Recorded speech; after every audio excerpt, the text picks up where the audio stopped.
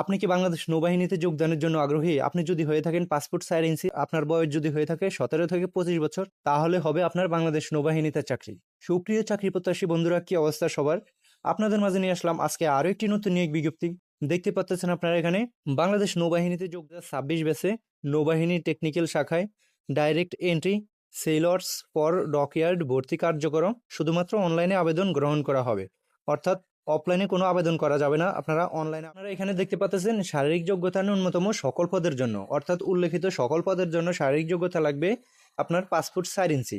অর্থাৎ আপনি যদি পাসপোর্ট 4 ইঞ্চি হয়ে থাকেন তাহলে বাংলাদেশ নৌবাহিনীতে আপনার চাকরি হবে।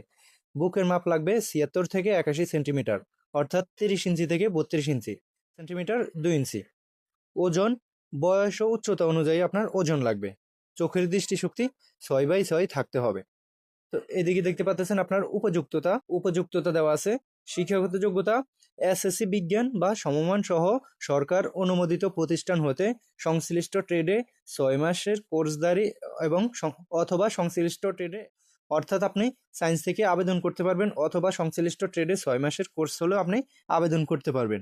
জিপিএ ন্যূনতম 3.00, অর্থাৎ জিপিএ আপনার 5-এর ভিতরে 3 থাকলে আপনি এই নৌবাহিনীতে আবেদন করতে পারবেন। অভিজ্ঞতা সংশ্লিষ্ট ট্রেডে 6 মাসের চাকরির বাস্তব অভিজ্ঞতা থাকা লাগবে। বয়স দেখতে পাচ্ছেন এখানে বয়স 1 জুলাই 2026 তারিখে 17 থেকে 25 বছরের মধ্যে হতে হবে। অর্থাৎ জুলাই মাসের 1 তারিখে আপনার বয়স যদি হয়ে থাকে 17 থেকে 25 বছর, তাহলে আপনি এই নৌবাহিনীর এই ট্রেডগুলোতে আবেদন করতে পারবেন। বৈবাহিক অবস্থা বিবাহিত বা অবিবাহিত, আপনি বিবাহিত হন বা অবিবাহিত হন কোনো সমস্যা নেই, আপনি যে কোনো আবেদন করতে পারবেন। বাংলাদেশি পুরুষ নাগরিক হওয়া লাগবে। আপনার মহিলা নাগরিকরা এখানে বাংলাদেশের পুরুষ নাগরিকরাই শুধুমাত্র আবেদন করতে পারবেন। এখানে দেখতে পাচ্ছেন সাঁতার জানা আবশ্যিক, অর্থাৎ আপনার সাঁতার জানা লাগবে বাধ্যতামূলক। এদিকে দেখতে পাচ্ছেন প্রার্থীর অযোগ্যতা দেওয়া আছে।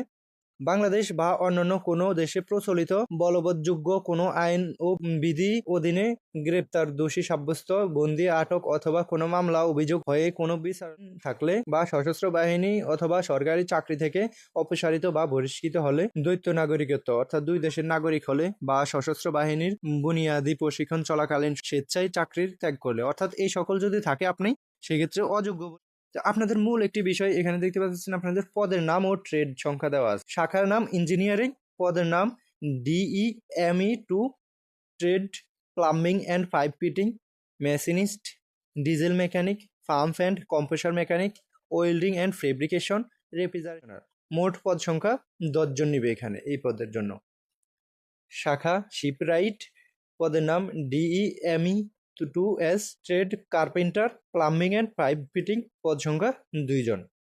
শাখা ইলেকট্রিক্যাল, শাখার নাম DEEN2, ট্রেড জেনারেল ইলেকট্রিশিয়ান, পদ সংখ্যা 6 জন।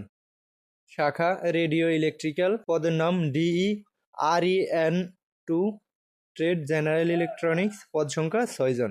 শাখা অর্ডান্যান্স, পদের নাম DEEN2, অর্ডান্যান্স, ট্রেড ইলেকট্রিক্যাল, পদ সংখ্যা 1 জন।